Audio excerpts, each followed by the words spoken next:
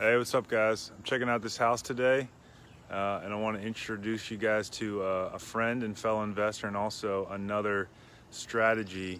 It's a long-term buy and hold strategy that allows you to do multiple without tying up all your cash. So this is Clay Popham. Boom. What's up, Clay? What's up? All right, I'm gonna flip this around. Oh, I can't flip it around. All right, so we're just gonna follow Clay around. Clay, tell us about the house. Tell us how much you bought it for. Let's hear some numbers.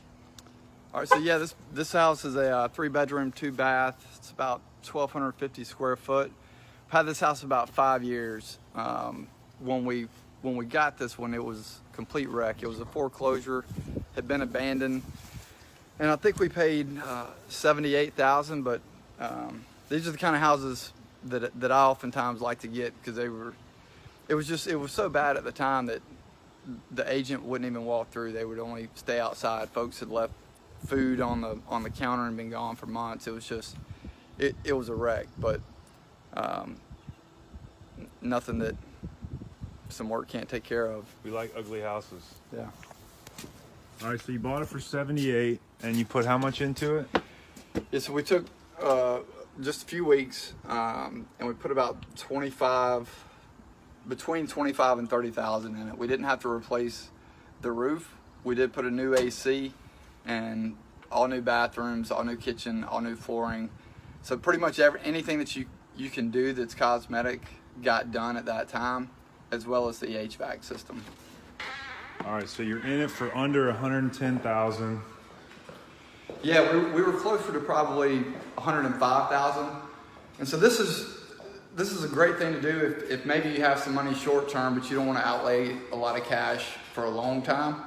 You can purchase the property, do your renovations, and lending rules are always changing. But in the case of this one, 6 months later, we were able to do a cash out refinance. And so we had between 100 and 105 in the property at the time. 4 or 5 years ago, it reappraised at 135. Today it would appraise somewhere between 145 and 155. And we have rented it with no more than a week or two vacancy during that time for about $1,250 a month. All right, so let's check out some of the finishes he used.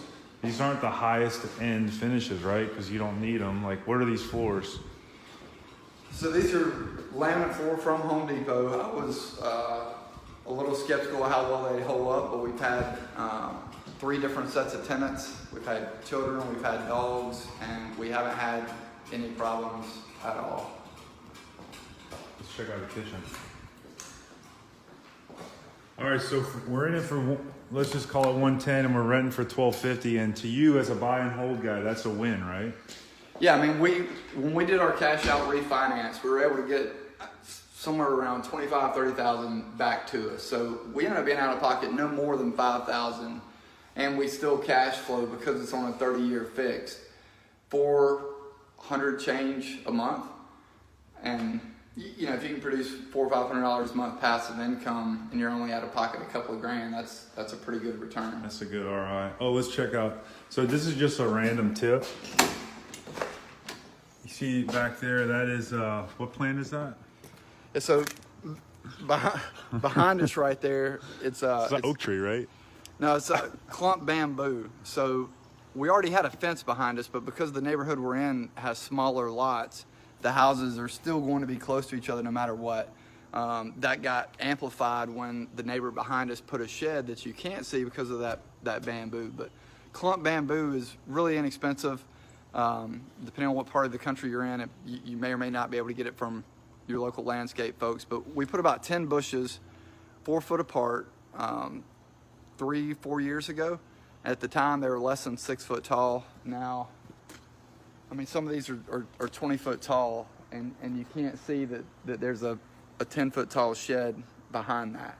Yeah. So it's a really inexpensive and effective way to block out their surroundings. And the thing that's nice too about Clump Bamboo, there's different types, but Clump Bamboo won't run on you. Like, it's never going to go more than 3 or 4 foot outside of where we planted it. Whereas if you get some other types, it can take over your whole yard. So you do want to be careful about what type you get.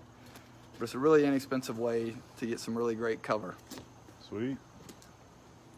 All right, let's we'll just run through the rest of the house real quick, just so you can see the type of finishes. So it's a 3-2. It's a little bedroom. Nothing special. Clay, if you have anything to add. Another bedroom. Little bath. Clay likes to do things pretty nice, right? So how do you feel about your finishes on these? They're a little nicer than you had to go, right? Yeah, so for all of my buy and hold stuff, we always try to make stuff a little bit nicer than the neighbors, and then we charge rent a little bit less than the neighbors.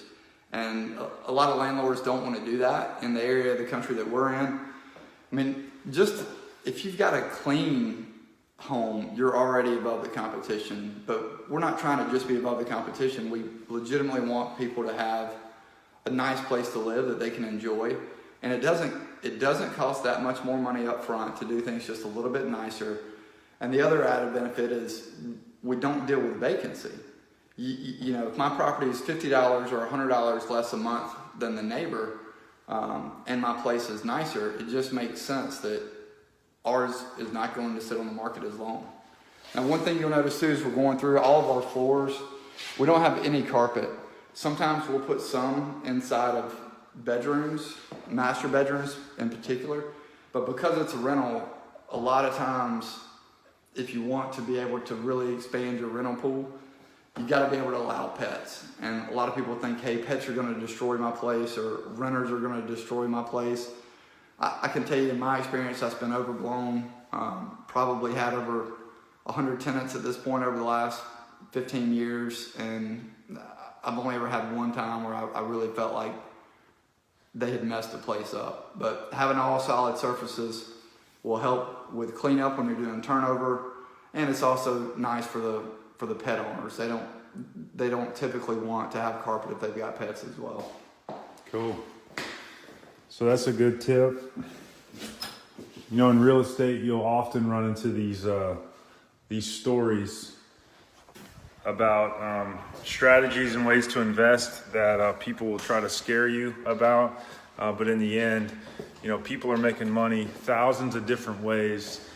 So you just kind of got to judge for yourself whether or not it's worth cutting out that buyer pool. So hope you learned something today. This is the BRRR strategy, BRRR. So buy, rehab, rent, and then refinance and repeat.